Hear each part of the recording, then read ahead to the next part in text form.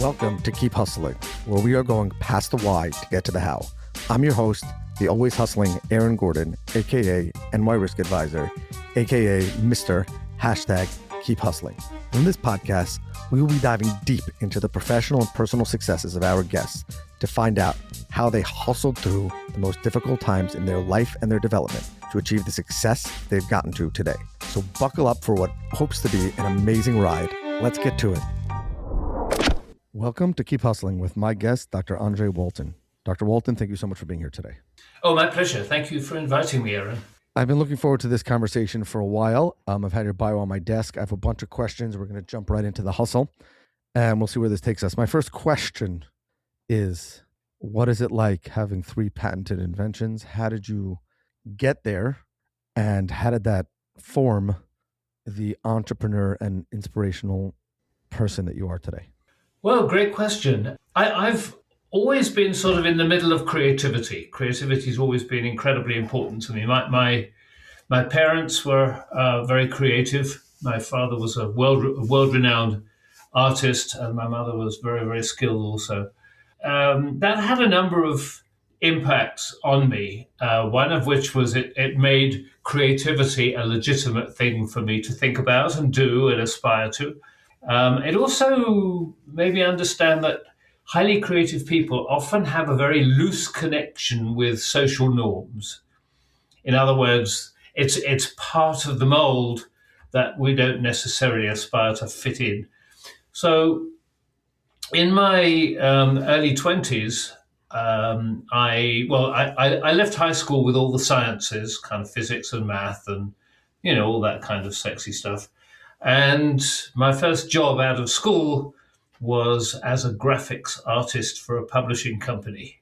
And so that kind of, my creativity was going to burst through no matter what happened. And then in my early 20s, I started inventing things. And I've got no real way of explaining why that is. I just saw sort of problems and started to find ways of fixing them. And a friend of mine was a very skilled Latin percussion drummer, and he'd got bongos and congas, and he was always complaining about how difficult it was to mic them, right? Because your hands are on top of the bongos, so they're always hitting the mics, and his feet are always under the congas, so he's always kicking the mic. So I decided to, I just threw a few ideas together and built him a prototype of a microphone that actually sticks inside the drum. And it was a little rough to start off with, but a few little modifications, and it became became a really nice sound, and it solved all those problems. There were no mics to kick. And the long and the short of it was, skipping to the sort of a few years down the road, that became the microphone that was globally accepted as one of the top mics for piano. And people like Frank Sinatra and Elton John and Moody Blues, and Elton John and Frank Sinatra wouldn't go on stage without that being on their piano. So, that was the result really of just creativity sort of bursting through. And the logical progression was to patent them. And indeed, I did have to utilize that patent once against someone who was copying it. And the entrepreneurship path just naturally followed. My original idea was I might license them, and, that would just get a steady income to go do what I wanted to do. And England was going through one of its rather regular pastimes, which was diving into a recession.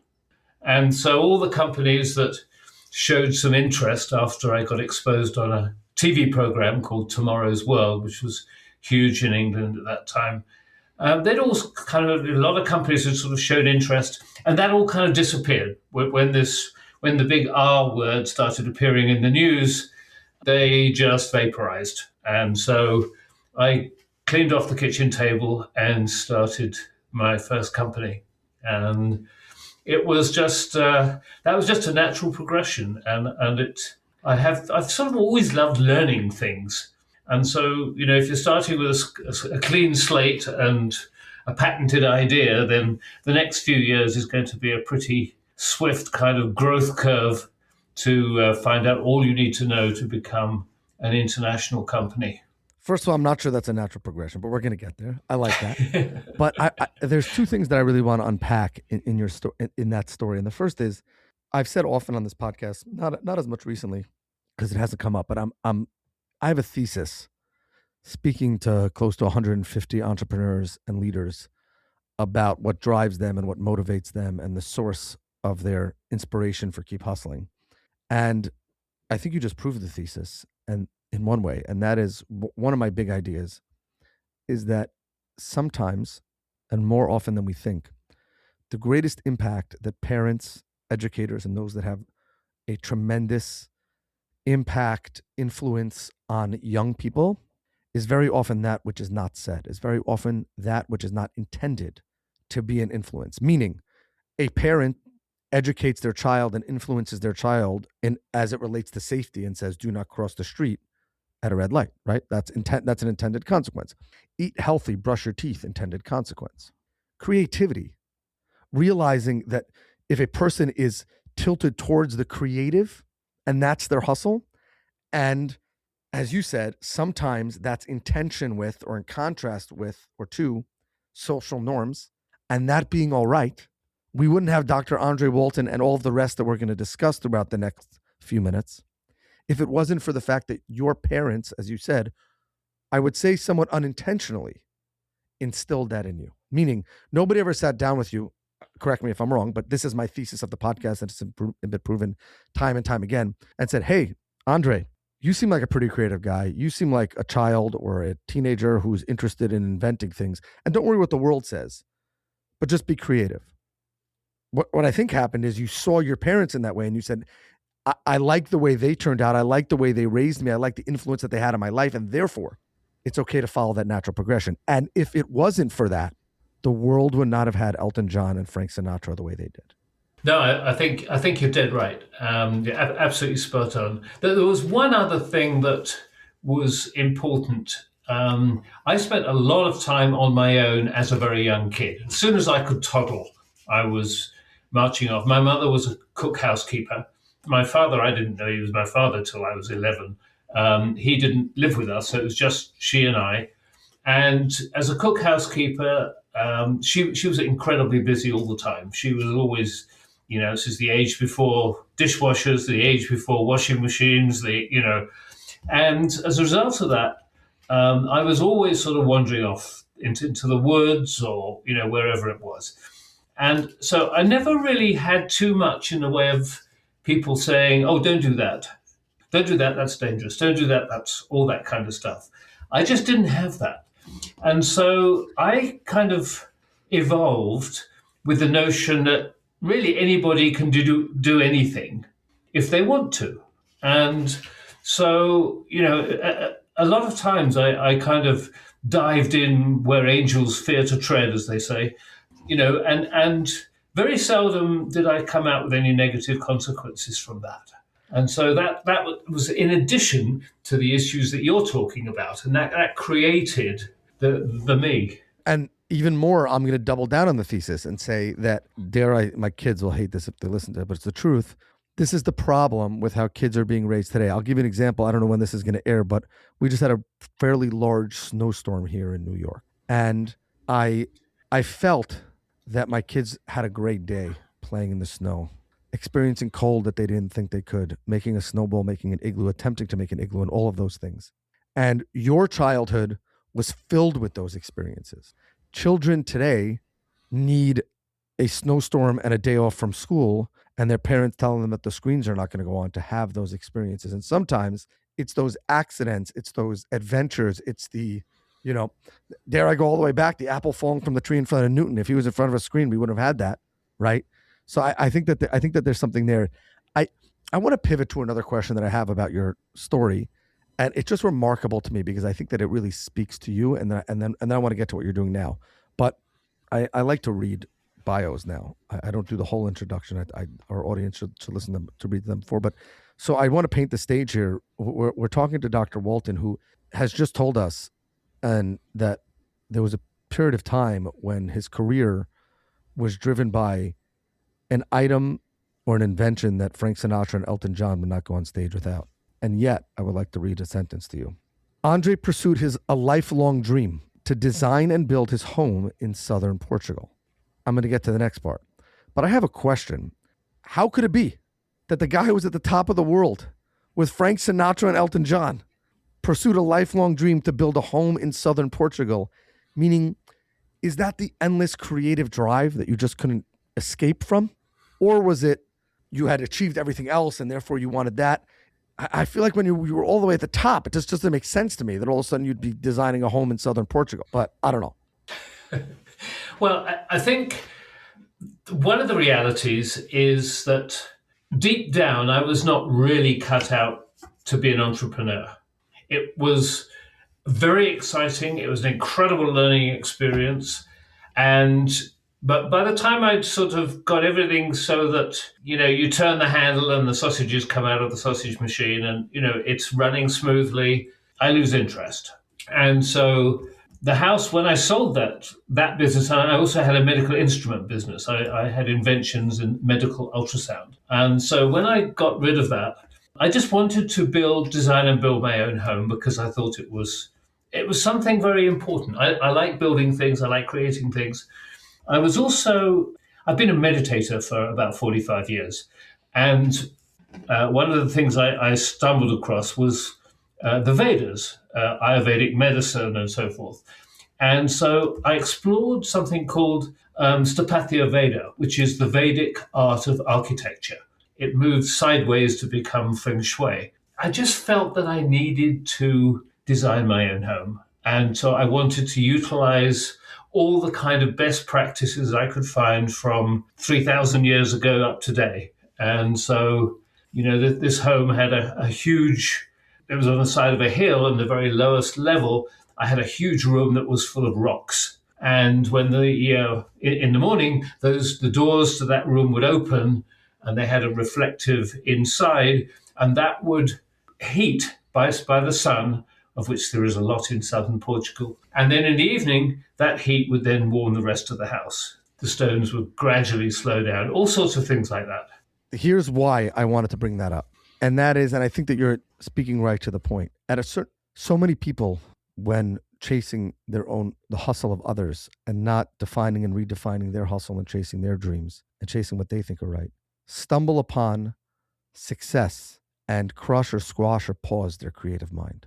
It is rare to meet someone like you who said, and please correct me if I'm wrong, but I believe that this is what you were saying.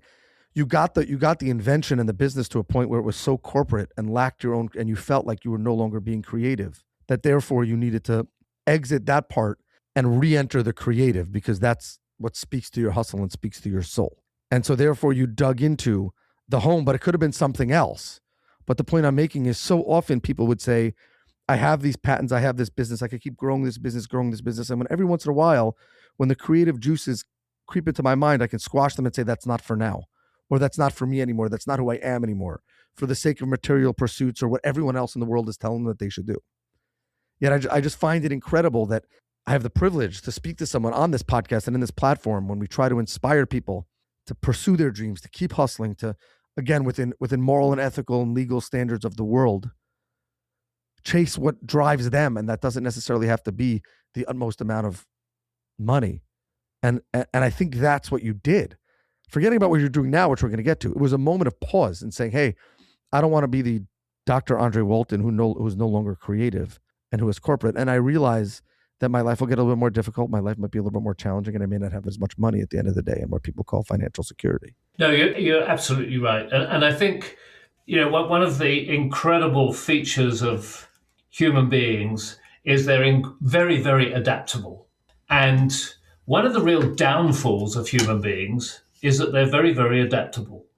So, it's not now as a coach, I see this all the time. It's not uncommon to see people who in their 20s went towards whatever the shiniest shiny object was. And so they would sometimes, if they're seeking wealth, they might have become an attorney, or they might have become an accountant, or whatever it is. And then that's their adaptability. They were able to do that. And then in their 30s, 40s, they begin to realize, you know what, there's something missing from my life. Oh, that's what it is. It's exactly what I want to do. And so then they, in other words, our desire to be adaptable and flexible, as you might expect, kind of narrows down as we get older.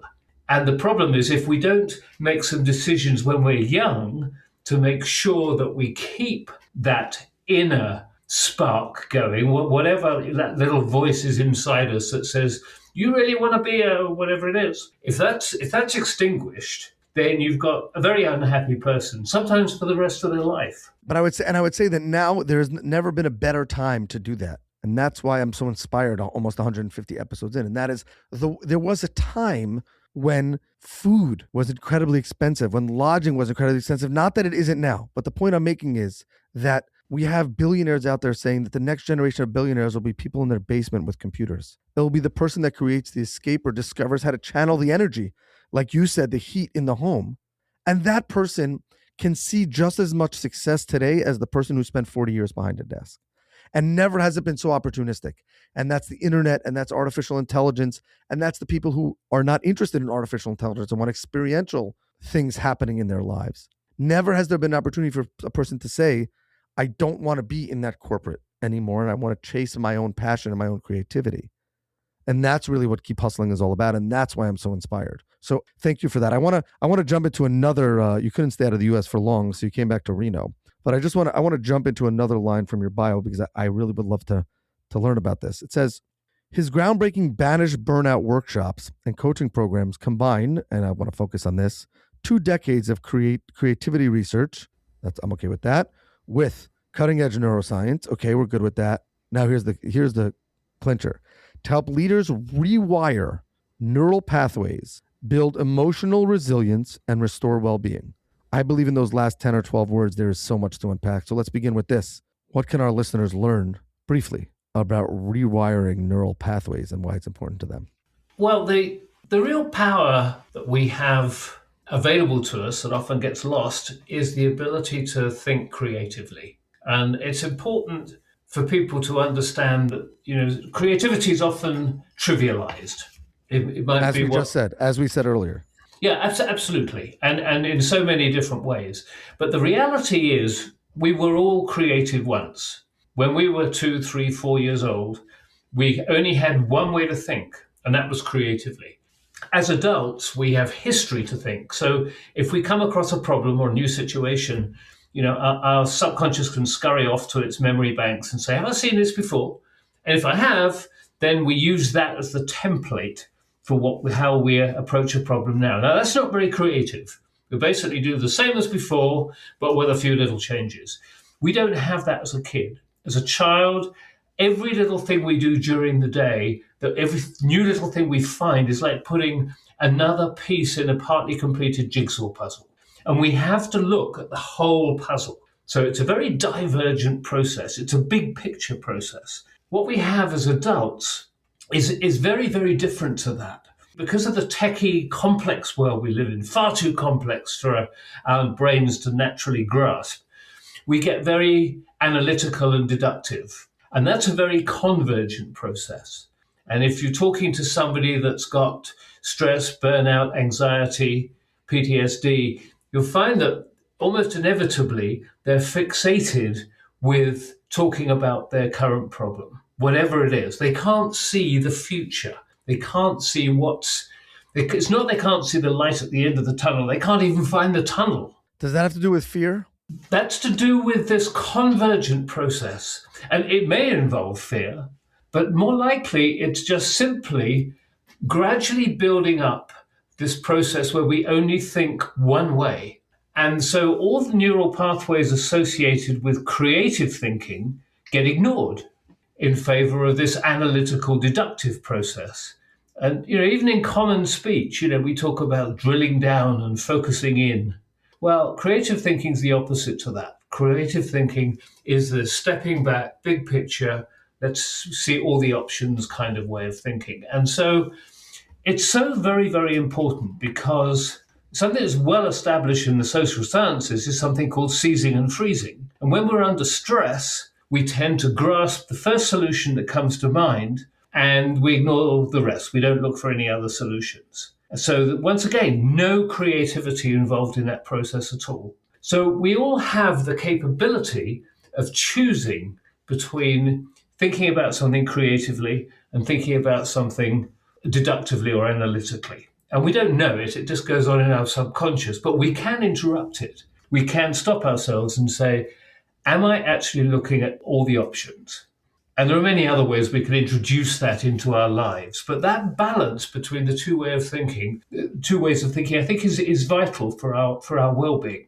Why is it important to build emotional resilience? Well, in the same way that we have an immune system for our physiology, so we have the equivalent in our psychology. And our equivalent is this balance, what I call spherical thinking, where we're able to use both ways of thinking. And that is what we call resilience. But what it means is that if we have something which creates anxiety, we are able to take a step back, which is essentially switching to creative thinking, and have a look at that problem from a broader perspective. And when we do that, we quite often find, you know what, this isn't actually as stunningly important as I thought it was. This is not the disaster it first appeared to my lizard brain. And so it's a way of being able to see the world as if there's somebody else saying, look, Andre, just have a look at the rest of the problem from a different angle. And I think you'll see it's not so important. Oh, okay.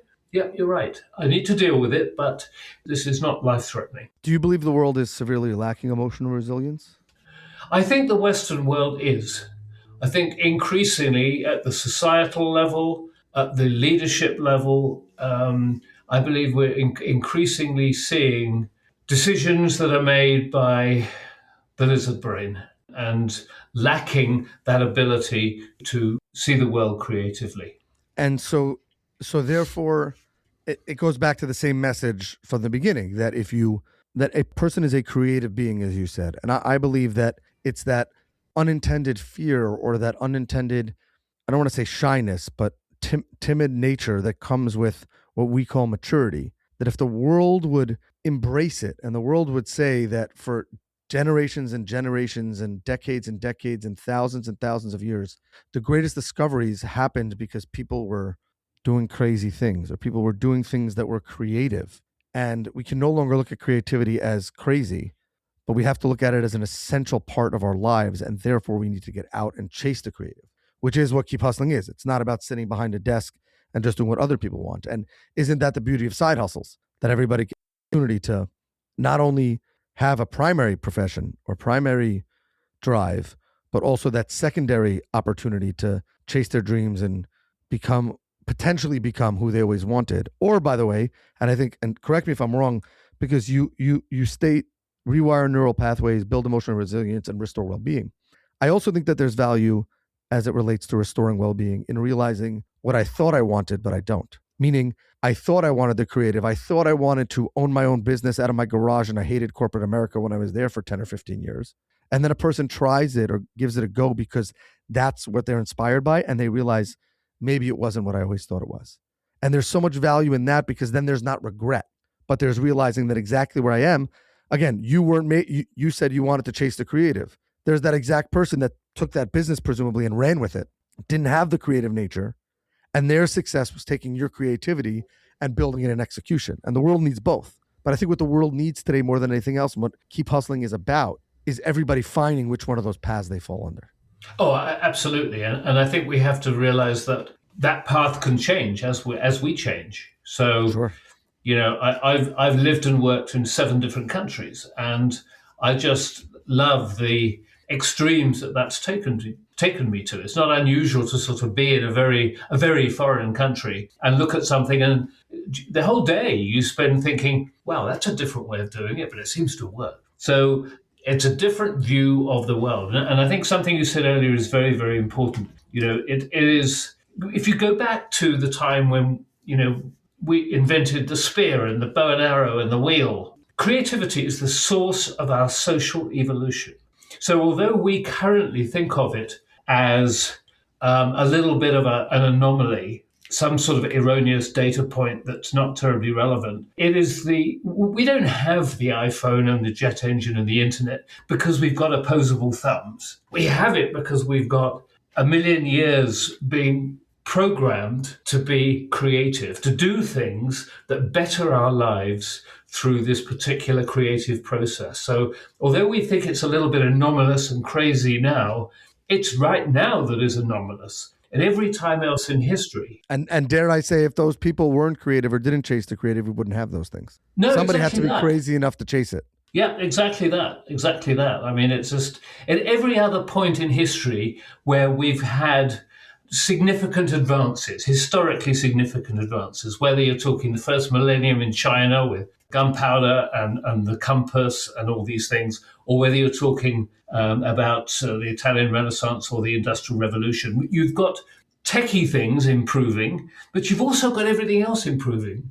I mean, literature, painting, music, all those things had significant advances, even in the Industrial Revolution. Even though we call it the Industrial Revolution, it was a revolution of a much bigger nature. We don't have that now. We have tech advancing at an incredible pace, but I don't see the same sort of advancement going on in the creative spaces. So we have that. This is why I really believe there's a significant imbalance in the way that we think. 100%. I thank you for inspiring me. Dr. Walton, as you know, we have a closing tradition on this podcast. We ask our guests to leave us with their favorite motivational and inspirational quote. I'm stuck in emotional and creativity. And with that, I will say, the floor is yours. Thank you again. And thank you for inspiring me. Well, thank you very much indeed. And I think my favorite quote is from John F. Kennedy. And the quote is, "Conformity is the jailer of freedom and the enemy of growth." And therefore, chase creativity, not to jump on the present. But thank you. Thank you, Dr. Walton. This has been another episode of Keep Hustling. Remember, do well by doing good. And of course, and always, keep hustling. All right, hustlers, that brings us to the end of another fantastic episode. Thank you for listening. The listeners are the most important part of this show. If you like what you heard, please leave us a review wherever you listen to your favorite podcasts. Your feedback means the world to us and helps us reach more listeners. Plus, be sure to subscribe to our podcast so you never miss an episode. We have some amazing guests and topics lined up for you, and we don't want you to miss out. And finally, if you have any suggestions, comments, or even just want to say hello, please feel free to reach out to us on all social media platforms. We are Keep Hustling Pod on Instagram, X, Facebook, and LinkedIn. We would love to hear from you to continue the conversation. Thanks again for tuning in and supporting our podcast. We truly appreciate each and every one of you. Until next time, stay curious, stay hungry, and keep hustling.